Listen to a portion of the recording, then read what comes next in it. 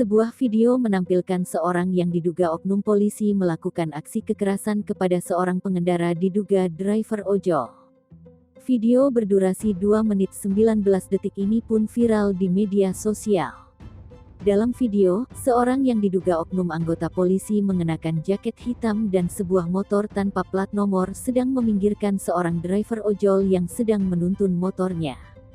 Setelah itu, oknum polisi ini menegur driver ojol di pinggir jalan seraya meminta surat kendaraan yang dipakai driver ojol tersebut. Kemudian, oknum polisi ini tiba-tiba memukul driver ojol.